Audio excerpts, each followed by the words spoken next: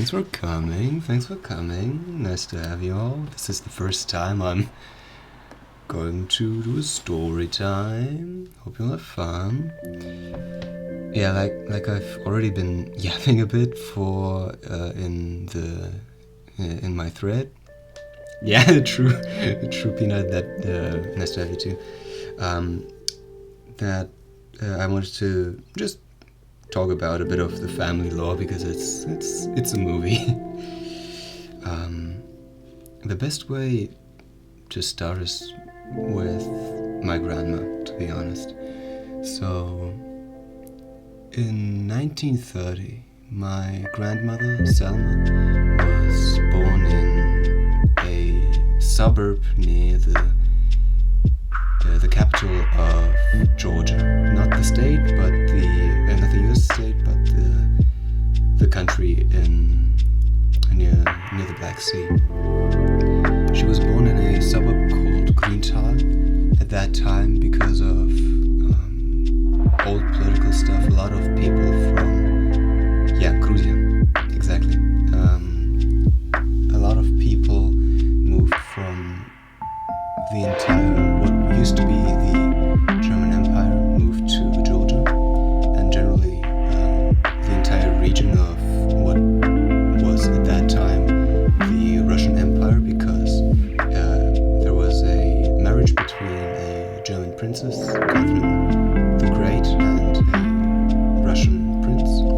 Because of that, a lot of people migrated. It's also possible that people migrated there earlier, at least my ancestors moved to Georgia earlier, because there was a large movement of people that moved east to escape the fallout after the Krakatoa eruption, which is a huge scientific thing, but the long and short of it is that it was pretty much a volcano erupted, which scattered a lot of ash in the atmosphere, which caused almost a nuclear winter. And because of that, the crops died. It is said that it was pretty much an entire year full of winter. A lot of people fell into poverty, and it's very much possible that my ancestors, because of that, moved to Georgia to, survive. My grandma was not an only child. She had several siblings. I unfortunately don't know how many siblings she had, especially considering that it later became a patchwork family, and there's a lot of confusion, and I'll honestly doubt that there will ever be a time where I'll have the complete picture, so we'll have to do with what I know now. But she had several brothers, she had several sisters, and she grew up the typical rural feeling. At that time, Georgia was already part of the Soviet Union, but everything was pretty much fine and dandy. You have to keep in mind that at that time, there were a lot of townships, as I already said before, that many people just... yeah, exactly, they blew up America. What I wanted to say is that people wanted to... people huddled together, birds of a feather flock together, and because of that, a lot of people she was surrounded with were German, specifically Southern Germans from what at that time was called the Schwabs. I don't remember the correct term in English. We call it the Schwabenland, which is pretty much what nowadays borders France. My grandmother still has a slight accent when she speaks German. She doesn't have a pure high German accent, which I find kind of endearing. Overall, it was the normal country bumpkin life. She had a large farm where she grew up. She told me that her father was a hunter, that there was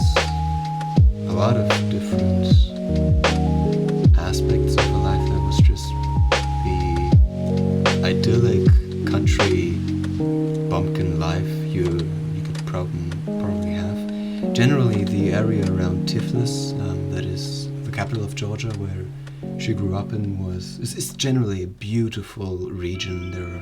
It's a mountainous region where there are a lot of wineries. There's a lot of it's fields and fields and fields. There's so many grapes just growing everywhere, and generally the entire society, the people, the culture is so incredibly friendly, so incredibly caring, and just overall lovely. I wish I could visit the region, generally because I've never been outside of Europe. The most region I've ever been was Turkey, and that's it. So yeah, the entire region is just generally gorgeous. And she had pretty much everything you could dream of: cows, sheep, ducks. She once told me about a story where she raised ducklings and just would watch them swim around in a little barrel that she filled up with water. It was really adorable when she told me, because she genuinely looked like she was completely transported back to that time. She, like I said, was born in 1930. 6 years came around, and she went to school. A school she would only visit for 3 to 4 years. There was a saying back then that I saw at home. I don't remember it completely, but it's about how Germany declared war on the Soviet Union. She told me that when the news broke that all the boys in our class ran outside to grab axes to smash their school bags because they went crazy and said, "Woo, no more school, we're going to war."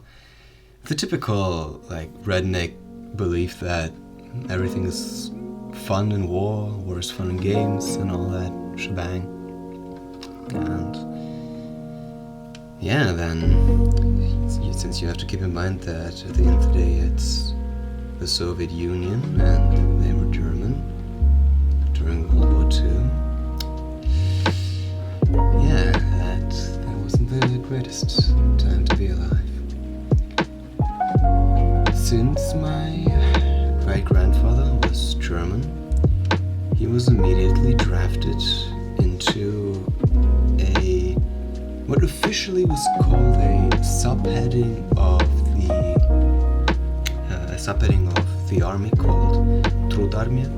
Basically, the workers part of the army. Basically, people that would not be allowed to fight as soldiers, but would have to, for example, chop wood, work the infrastructure, and so on and so forth. The issue with that, while it sounds great in theory, the main issue is that it's a gulag. He was sent to Siberia, and he barely survived the trip he had to go there.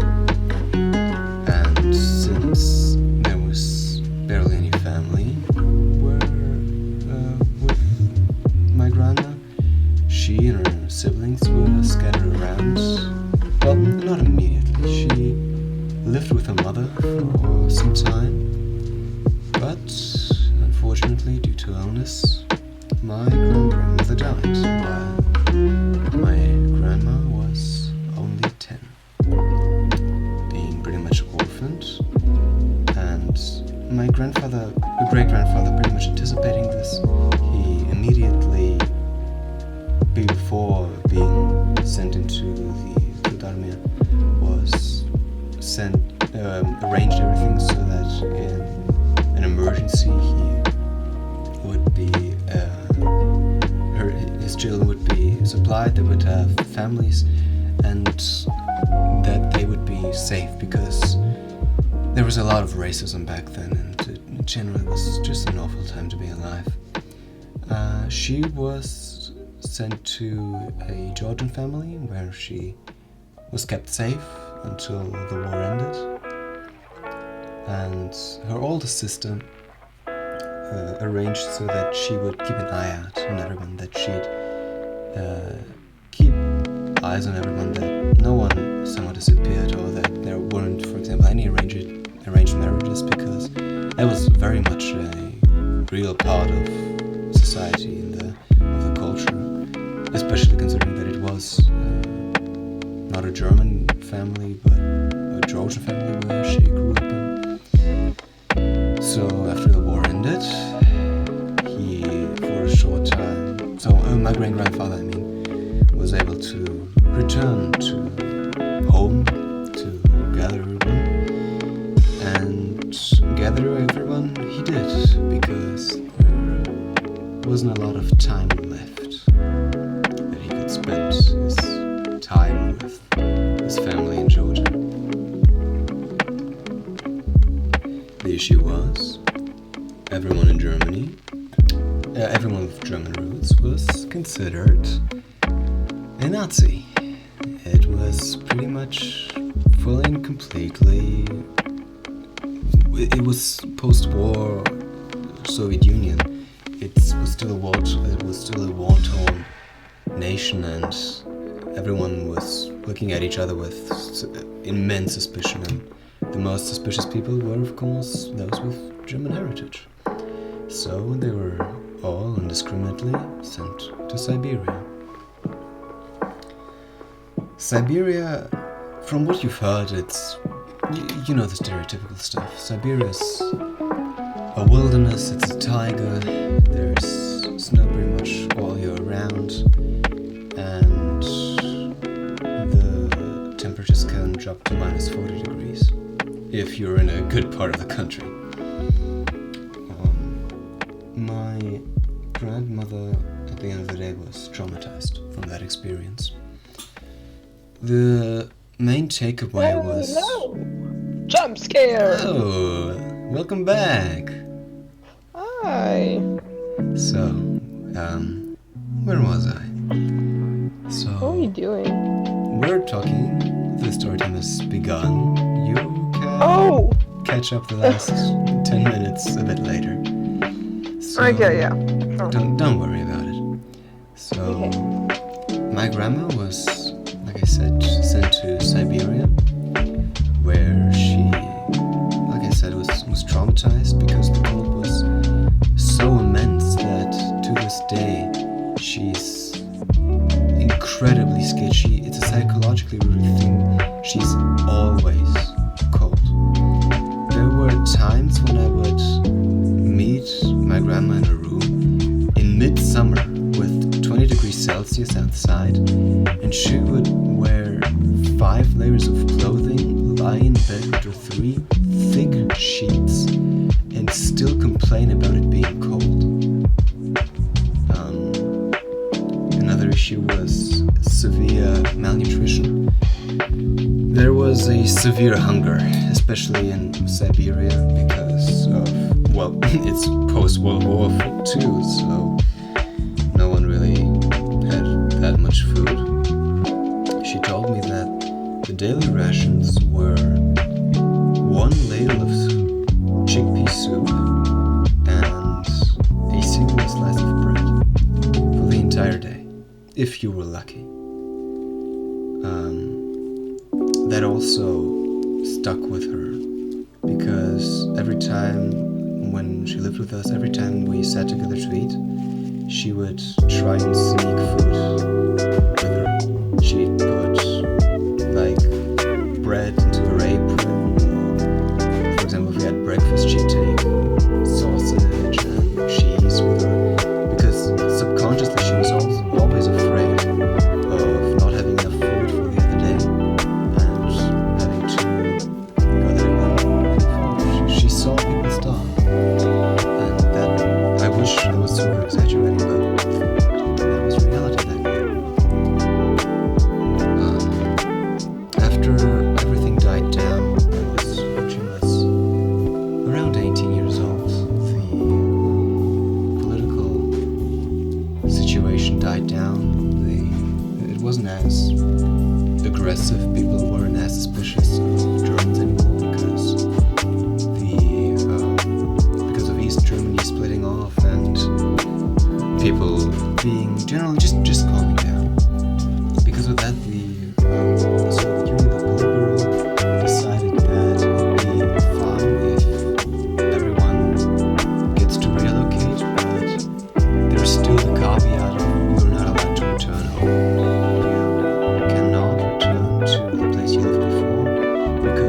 everything was already given to another family.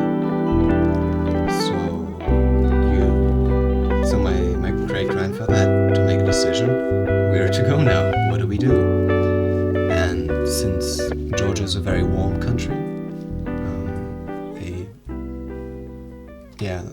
a country where there's a lot of plantains,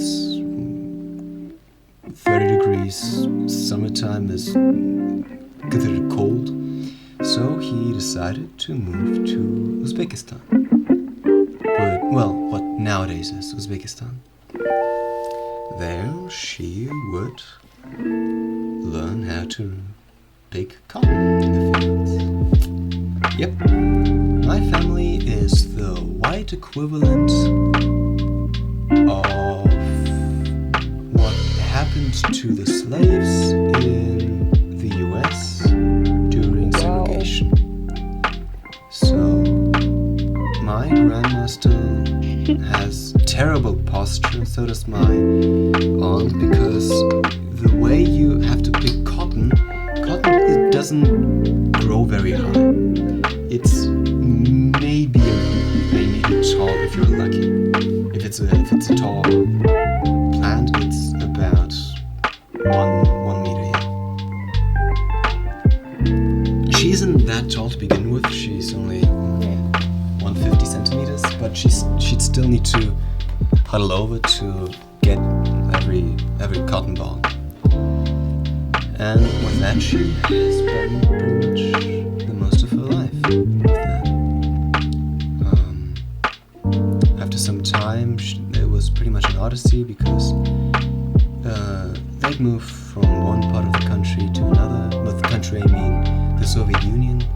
They lived in Uzbekistan, Kyrgyzstan, Kazakhstan, and finally would settle in Kazakhstan. Specifically, the southern part that is really close to Uzbekistan, in a town/city called Mecca. Nowadays it's considered a sanatorium, so it is a very nice place. My parents both reminisce a lot about that time, because the mountains were really pretty. They spent a lot of time, and my grandma also told me a lot about how everything was in that region and generally in that entire in the country in general. My grandma would later marry a man named Alexander. The funny thing is, my grandfather's name was Ferdinand. Her name was my grandfather's name was Alexander. My great-grandfather's was Ferdinand, and her name was Salma, just as a small reminder. And in Russian, there's this way of talking. You don't. So the way the name is structured is you have your name, your given name, your father's name, and your family name. So, for example, before my grandmother married, her name was Selma Ferdinandovna Schnitter, which the last name is funny, because to this day there's a rumor that that's not her real last name, but rather Tits, which sounds weird, which is why they changed it up. At the end of the day, yeah, she'd marry and have 9 children, which is a lot, but the Soviet Union incentivized it a lot, because after having 10 children, you get you'd count as the mother of the country. You'd secure the next generation, so that glorious Soviet Union could live on forever. The whole shebang. And yeah, because of that, my grandma had a lot of children, with my father being the very last, the 9th. whom she had at age 40. That was 1977. Wait, no, she was 37. No, wait, she was even older. Damn, she was 47 back then. If my math is mathing correctly. But anyway, it doesn't really matter. So, yeah, my grandma had 9 children. The eldest being a daughter named Marina. Marina was a really clever woman. She'd married fairly soon and also had a son named Daniel. The issue is, and this is where one of the first wild parts comes into play. One day, my aunt was caught in the rain with her sister. A day later, she realized that the stockings she was wearing that day had melted. She was hit by acid rain. And soon thereafter, she died I'm not quite sure if it was poisoning or cancer, but she didn't live very long. So my cousin soon became half of an orphan. That also did really traumatize my father, because it was generally such a weird situation in general, because there was no real incentive for that to happen. We still don't really know why exactly that happened. My theory is that it had something to do with Chernobyl, but I'm really quite unsure. After her, there's my other aunt, Lena, who is old enough to be my grandma, and it sometimes does happen that I call her grandma instead of auntie, which is always pretty uncomfortable for me. Then there's my oldest uncle, Alexander, and if you're keeping track, there's still that thing with the father's name. So you have Alexander Alexandrovich. This is something that is going to happen multiple times. There is an Alexander in literally every single generation of my family.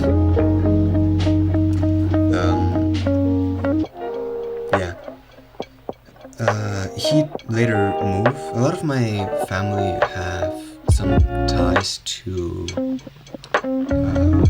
trucking, rural work, you know, the whole shebang, everything that has to do with that. And in the end of the day,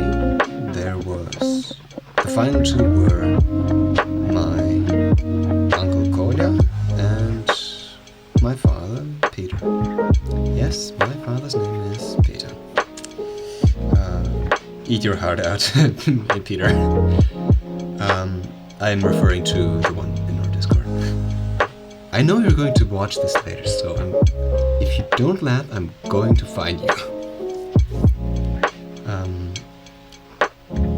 Right, both of them were really tight-knit, but the weird thing is, the age gap between this entire generation is really large. My father is the youngest, like I already said, and there are 37 years between the eldest and the youngest. 37 years. My aunt could be his father. His mother. Sorry.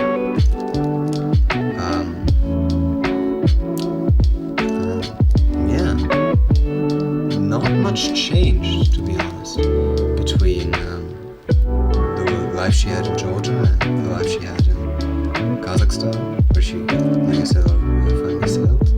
The entire region is, like I say, a sanatorium. it's a town surrounded by trees. Back then there were a lot of orchards and also a river where they often do some excursions, just chill out. I think it would be interesting if I just talk about how the entire society back then was there, because there were a lot of youth organizations you could. Okay, wait, Yeah, what's up? Yeah.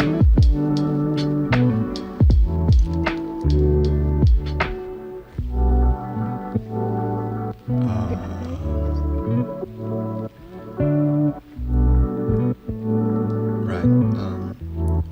So I was saying. wait, did What's up? my microphone cut out, or was it my headphones, or? No, we hear you fine. Everything's fine. Don't worry. Oh, okay, it's like, go on, sorry. Don't worry. So there were a bunch of youth organizations called the Komsomol and Pioneer.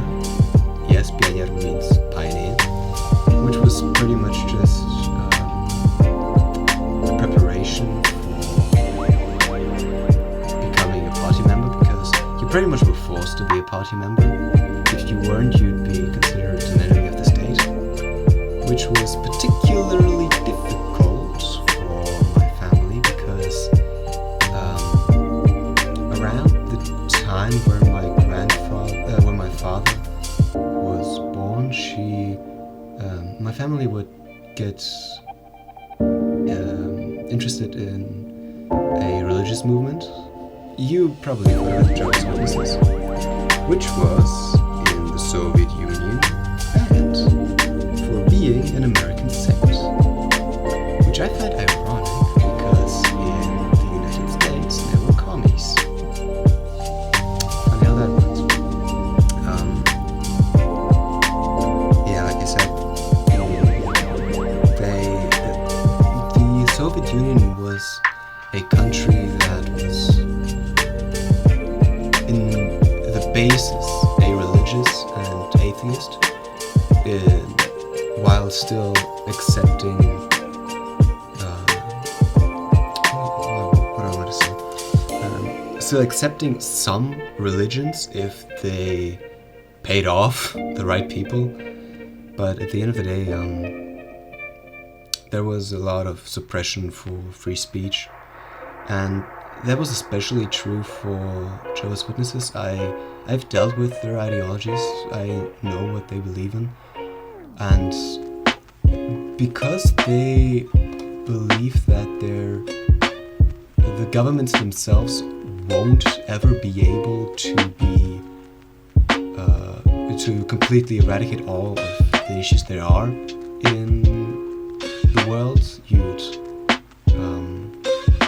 you should stay politically neutral, which part of it I understand, but sometimes many people do consider it as very touchy and a bad idea. And this complete political neutrality they had also meant that they refused to participate in the army. They refused to join the army, and that had serious implications because you would be sent to jail for that. Refusing to join the army was always either being sent to some sort of gulag or being sent to jail.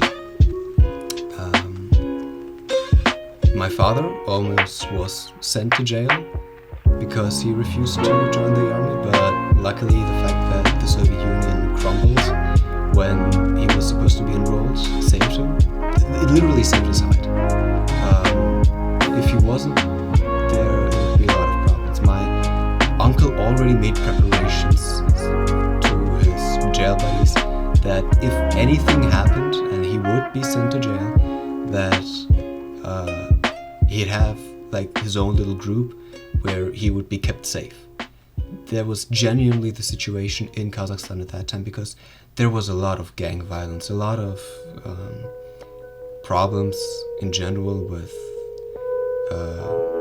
cultures and nationalities, Merke in general is a very culturally diverse city. There, at least at the time when my parents lived there were townships for Russian people, German people, Turkish, and Kazakh, Uzbek, and so on and so forth. And there were a lot of problems, especially during a conflict that emerged between Kazakh, Uzbek, and Turkish people, which I'm not going to go into detail, but it was bloody. There isn't a lot of information on the internet. Barely anyone knows exactly what happened because the Soviet Union did its best to suppress any information being leaked or in general any documentation. Maybe someday I'll talk about it, but it does. I would definitely need to put out a trigger warning before that. But yeah, it wasn't an easy time. Still, my family had a lot of good times too. I don't want to make them out to be some sort of martyrs that suffered the entire time because of their religious beliefs or because of their ethnicity, because there were definitely positive aspects of my father was a carpenter. He was taught as a carpenter, but he's also versed in welding, pretty much everything that has to do with construction, mechanics, and all that. And you needed that if you wanted to live in the countryside. Because there were a lot of practical skills you needed to have, and my dad has everything, all the skills you need. There are a lot of funny stories he told me. For example, once on a construction site, you have to understand, at that time, when he was around 18, he had shoulder-length hair, and she had shoulder-length hair, a mustache, and the front of his head started balding, which made him look like a samurai. Plus, he was short and scrawny. So one day they needed to work on some construction site. They needed to get past a gate, but the gate was locked. So what the people did was, without warning my father at all, just grab him by the arms and the legs and chuck him over the fence. Completely yeeted them. The airtime he got was massive because the fence was like 3.5 meters tall, and the men that chucked him were complete beefcakes. Generally, the dad law my dad got is insane. One of the things he told me was that he had a classmate who he would fight with. You have to keep in mind, people that grew up in the streets are 1,000 times stronger than athletes. You can't compare them. It's insane how big the difference is. I've seen it myself. And he would he would wrestle. Later on, this beefcake would become a boxer, professional boxer. But he was banned from competition after accidentally beating someone to death in the ring. And my dad wrestled with him, and he won. Not just once. Which is just generally insane to me.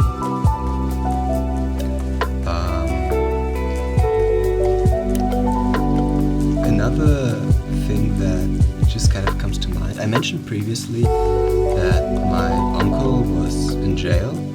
That was because he got with the wrong crowd.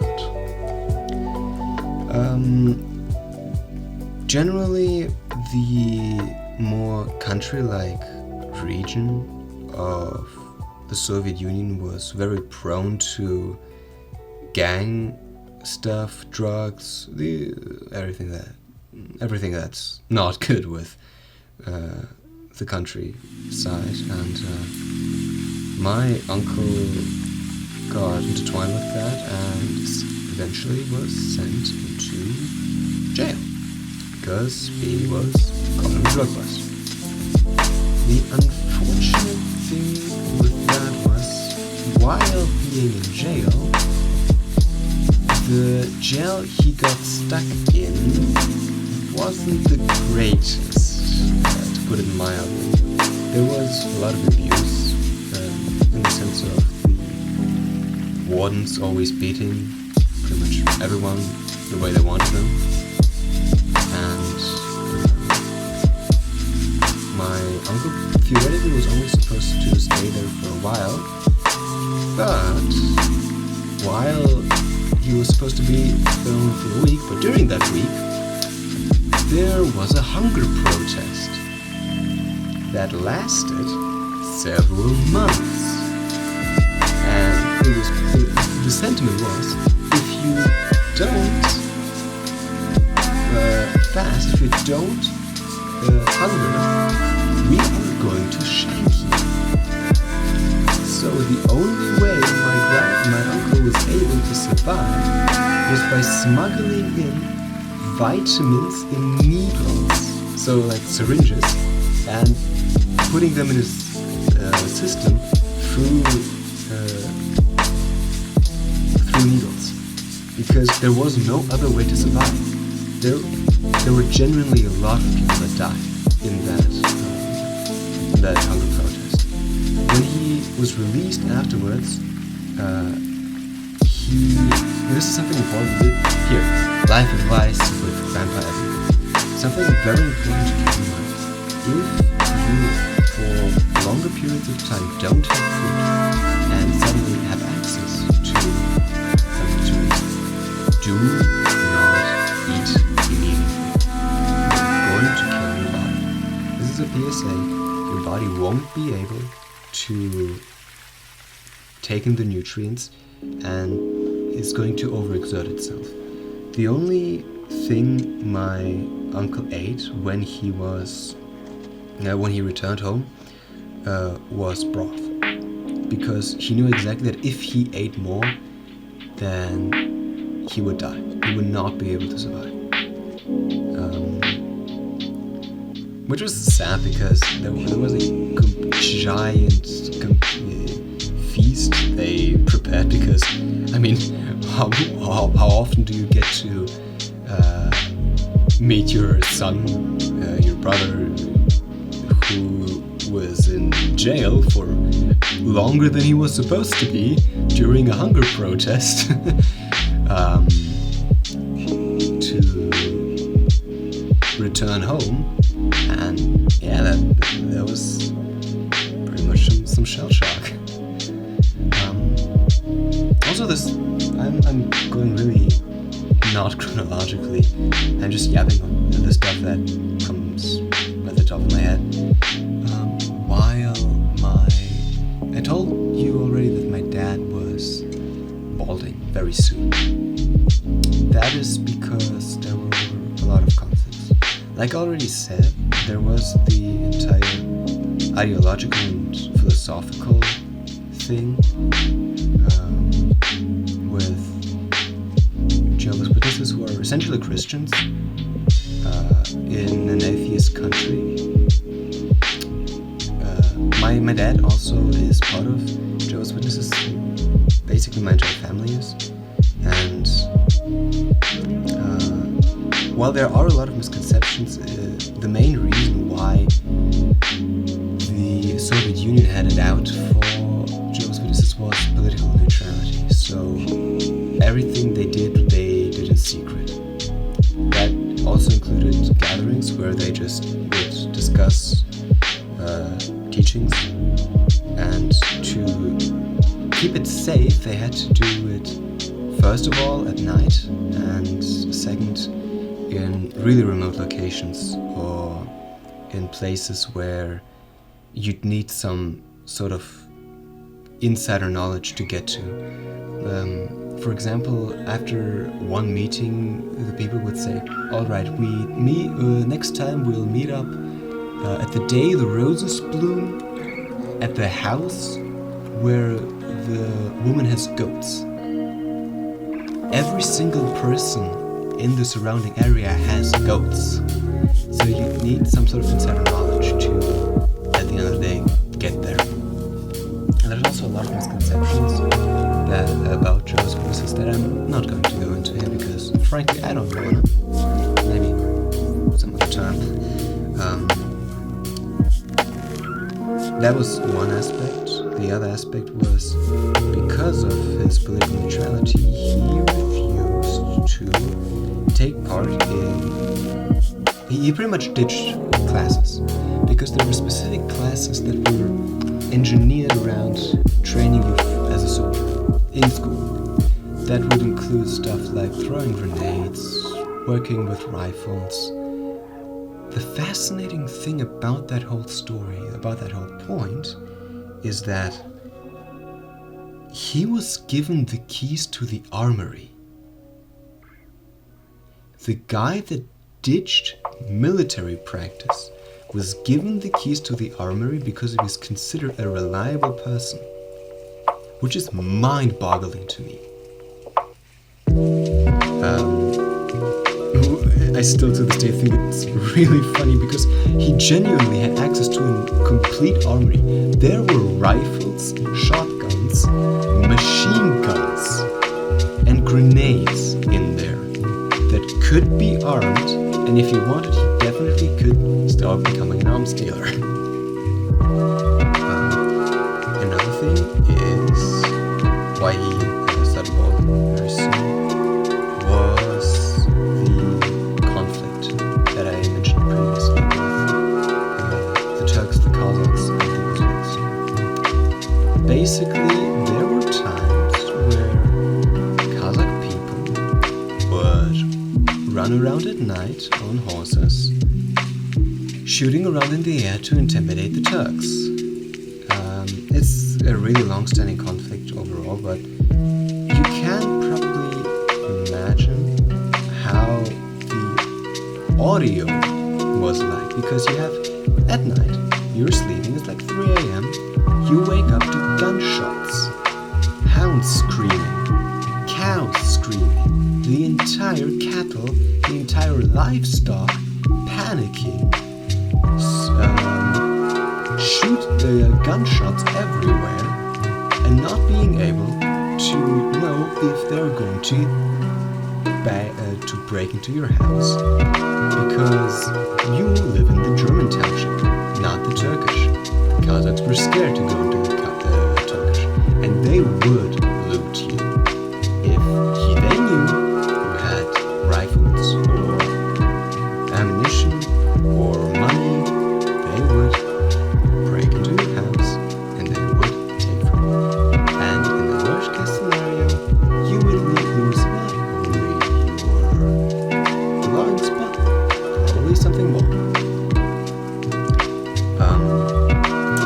And pretty much the final nail in the coffin for why my father balded pretty much immediately before he even got that old. He started balding at age 16. The last thing the straw that broke the camel's back was the death of his brother, his youngest. That was my my youngest uncle and my father were extremely close. They were, I don't know if it's 1 or 3 years apart, but they were a couple of years apart, but they were pretty much the same in strength, in size, in build, in everything. They were almost twins, and they did everything together. So when he went away, my uncle William, when he went away to study for work, the last day, it's been a long time since they've met, they decided to go for one last dip in the public went for one final dive and didn't emerge again. He hit his head somewhere. Later on, they did try to get him out. An older uncle who was with him tried to get him out of the water, but he had sunk so deeply. Apparently, no one still is quite sure how exactly this accident happened, but his body sank so deeply that those who tried to get him out almost drowned, because apparently the lake was so deep, but it was declared as a public pool. It's just the way that the administrative sector worked. It's very sad.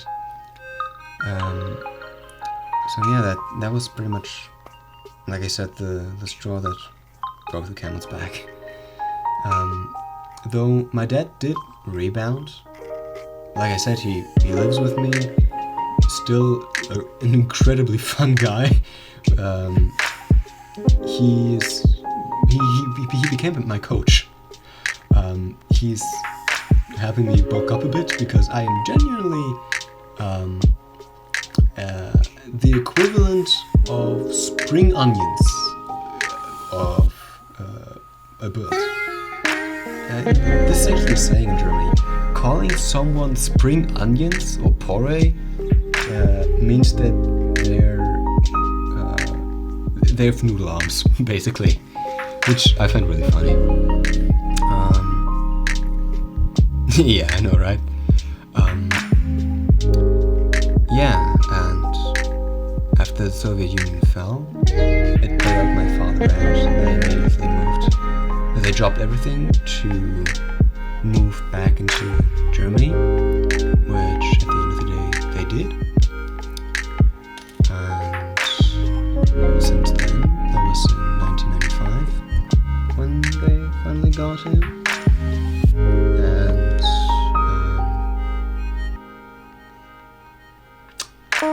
river fair completely. I mean, I'm pretty much the same height, but just 15 kilograms more heavy. So yeah, I'm not the paragon of strength. Where was I? Right, they moved back in here. The funny thing is, my grandma was able to speak German. My family says I've inherited a lot from my grandma. I got her eyes. I'm the only one in the closer family that has blue eyes. I actually was born a redhead, which was a complete shock to my parents because everyone else is either a very dark shade of brown or blonde or brown, which again is confusing. And to this day, everyone says I look really similar to two of my maternal uncles. I got a lot of genes from my mother's side, while having the smile of my father, which is really funny. When I smile and my teeth are showing, you can only see my upper teeth and my gums. You can't see my lower teeth, which is the same as my father, which I find pretty neat because that means I have the mannerisms and some parts of the body of my father, while having the face, stature, and general body shape of my mother's side, which again is quite funny. And I am taller than 90% of my family, which is also funny, at the very least to me. Yeah, then my parents, like I said, moved over to Germany, language courses and all of that, and yeah, my father married here in 1997. My mom just turned tea. This is funny to me because my mom kept grilling my sister about marrying young. My sister married when she was 19, while my mom married when she was 18. So, a bit of hypocrisy we got over here, but that's parents. That's mothers for you. Yeah. And at the end of the day, this comes down to finally me. Because, yeah, there's just 3 generations between this world. There's 3 generations. World War II, the Soviet Union, Germany. That's pretty much all the knowledge I have on hand. I was drinking. 1 second. In a way, this has definitely affected me as well. Because the fact my heritage is so confusing and the way that people look at me is so different, I don't affiliate myself with any nation. I don't see myself having any real nationality. While I do have a German passport, I don't see myself as German. Everywhere I go, I don't have a place. That's the long and short of it. In Germany, I am seen as a Russian. In Russia, I'm seen as a German. In Kazakhstan, I don't have any place at all. Pretty much I don't have a nation to call my own.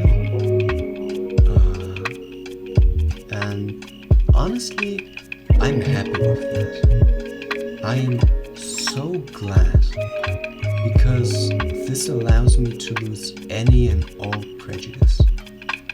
I can simply talk with a person, not have any opinion of them, completely discount any sort of racial, sexual,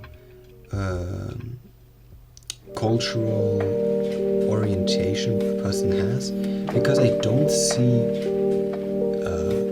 a German in front of me, I don't see a woman in front of me, I don't see a man in front of me, I don't see anything in front of me, I just see a human.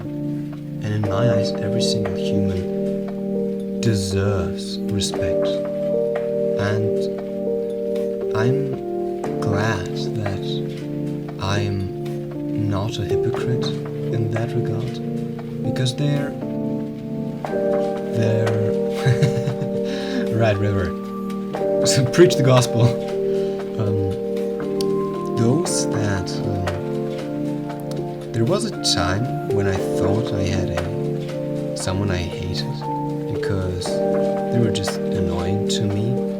But even that person, that was a classmate, even that person is now a person that I can respect, despite me not liking his personality. And genuinely, I can meet him in the city right now, just dap him up, and we're pals.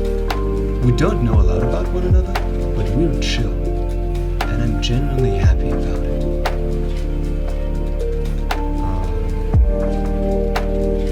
Actually, remember how I said I didn't want to talk about Jehovah's Witness ideologies? I've changed my mind. I literally have a shelf full of religious texts. I have the books of Martin Luther in Latin. I don't speak Latin.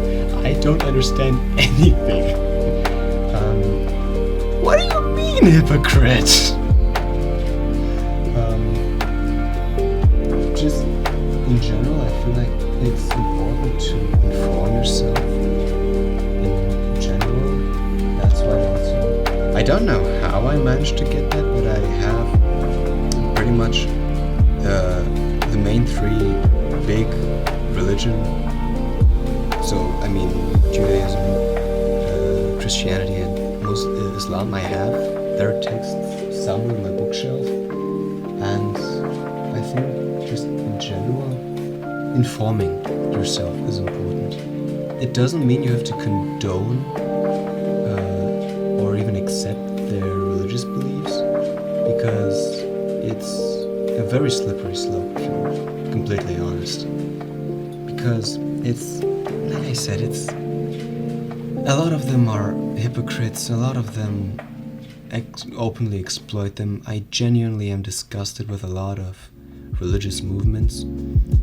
And the interesting thing about Jehovah's Witnesses is I'm not trying to at all propagate their beliefs, but the main thing I like about Jehovah's Witnesses is the fact that they preach that you should accept everyone as who they are.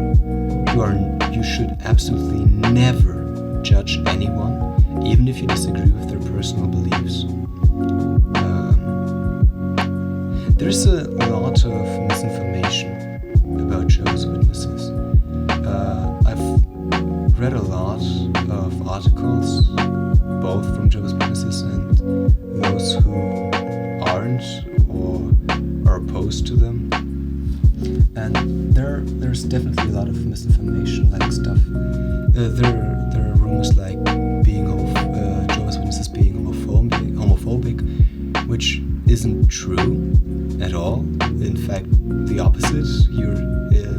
While you can't become part of Jehovah's Witnesses, being homophobic is absolutely condemned,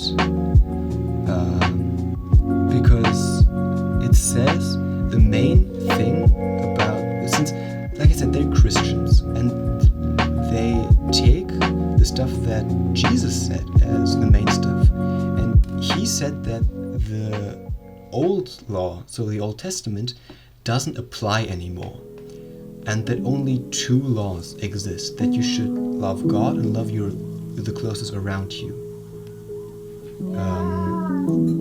And that those. Give me a second, sorry.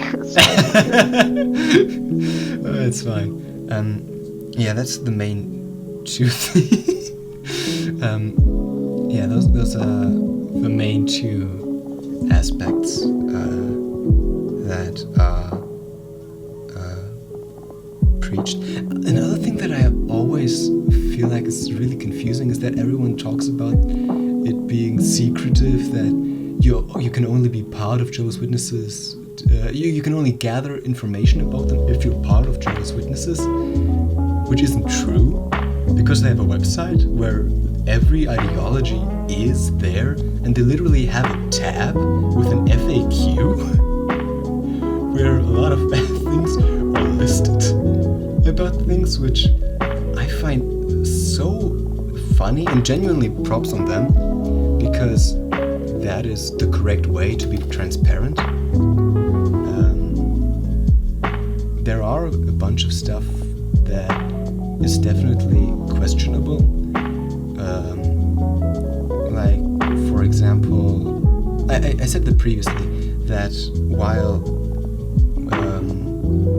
the LGBTQ community isn't condemned as like homophobia and all of that, but it still isn't, you can't become part of Jehovah's Witnesses, which I do kind of find unfortunate, because overall the community, from what I know, is really nice and genuinely loving. And it's just sometimes really sad to see that people sometimes are excluded, though that doesn't mean that they're avoiding. I feel like I'm talking in circles right now. I don't really know if you understand what I mean. So like the main aspects that Okay, wait, I don't think you're going in circles. I think I'm understanding most of it. Okay, that's good. So basically, yeah, no worries. The main gist of it is the two main laws are love God, love those around you. Don't be an absolute jackass. Don't be homophobic. Don't be racist. Accept everyone for who they are, even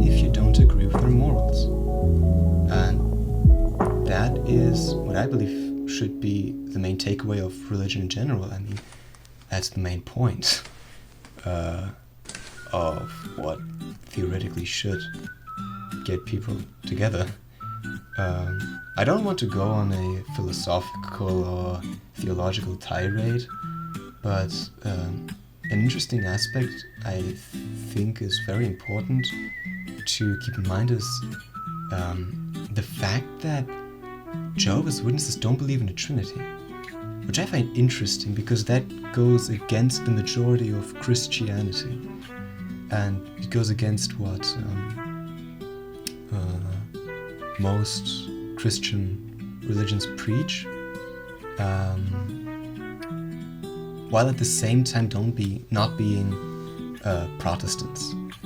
There's a lot of very niche information. I mean, if anyone wants, everyone can just inform themselves. I don't want to be like some sort of advocate right now, but in general I feel like this definitely kept my family safe during this difficult time in Kazakhstan, especially because it made it easier to make connections. There were, during this time of... That's a banger idea, River. I love that idea. That's a genuinely genius idea, because I do have the knack for theology. I have a bunch of books on different subjects. I talked a lot about... so in closing sentence, okay. Yeah, I want to... No. Go ahead. I was just saying, yeah, that'd be fun. Because I do like anything theology or psychology or anything, just when it comes to thinking about stuff. Yeah, right. I like it. Yeah, I would love to have a session like this. Yeah, there once was there was a time when I felt omega theological and philosophical, and I started writing essays for myself about what I think is true human nature, what sort of characteristics are human nature. Because in the way that humankind acts nowadays, I feel like there are so many aspects of things that genuinely are interesting, that there are so many aspects of human psychology that feel like they are unanimously agreed upon, are everywhere, but in reality aren't really. Stuff like unconditional love, or hate or anger, all of those things theoretically should be universal, but aren't. And I find that genuinely fascinating. So yeah, that's something I'll probably do someday. Oh man, I've been talking for an hour already. Damn. You have. That's crazy. Yeah, Okay, so I'll be honest. I think I spaced out like 1 or 2 times, but I think I got everything. It was cool though. I really liked it. Yeah. I'm sorry, I keep cutting you off. I just wanted to tell one last thing, one last tidbit. Something neat my dad told me. During that whole Kazakh-Turkish conflict, there was a time where he would have to go through pretty much gang patrols. So there were stations where he'd need to go from one corner of town to the next, for example, because of school, because of religious meeting with the community. To get home, he'd need to pass several different posts, guard posts pretty much. And the fact that he was able to create connections saved his hide. For example, if he'd go through a Kazakh patrol, he'd say that he's the son of Sakebana. Sakebala was the nickname of my grandfather, and since he was in very high standing, good night, Peanut. My grandfather was in very high standing with the Kazakh people because he was fluent in Kazakh and always would hang out with them. Then when my dad had to go through, for example, the Turkish patrol, he'd say that he's the brother of Vova. Everyone called my uncle Vova, which is the short form of Vladimir. And he would just need to say that name, and everyone would be just like, "Oh, come through, little bro, come through. You're fine. Go ahead." If he'd need to go through a Russian post, for example, he'd just have to say, "I'm the brother of Alexander." Sanya. Sanya is another nickname form for Alexander. Alexander II.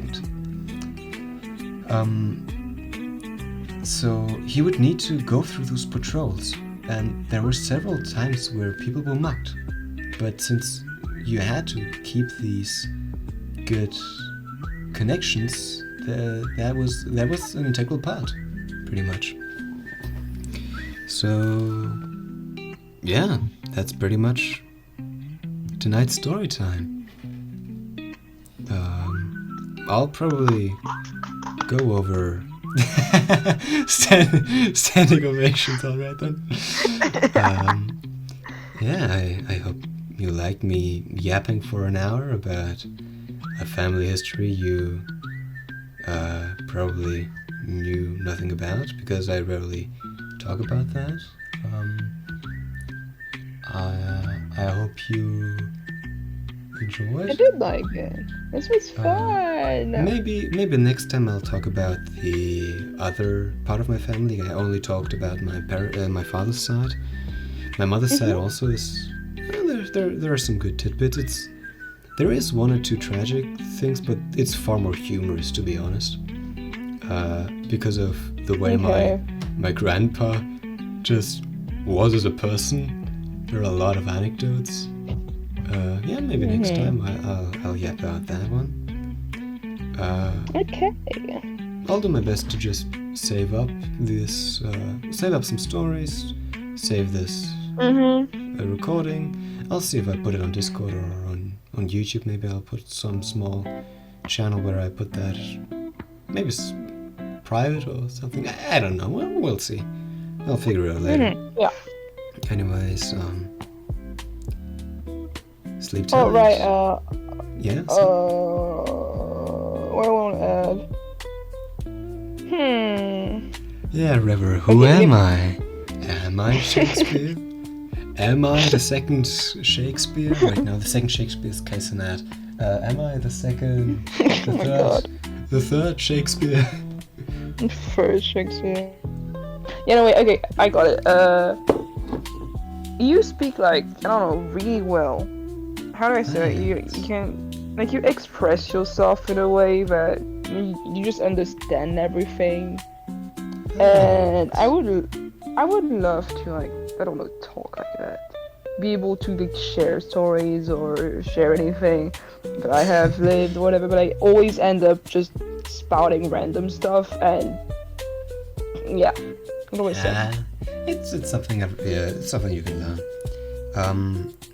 My family says it's talent I got from my grandma. I'll keep some more stories for later. I will record myself shaking a pear. Don't worry about that. I will prove to you that I am indeed Shakespeare. Anyways, oh my god. I hope, like I said, thank you for sticking with me, and good night.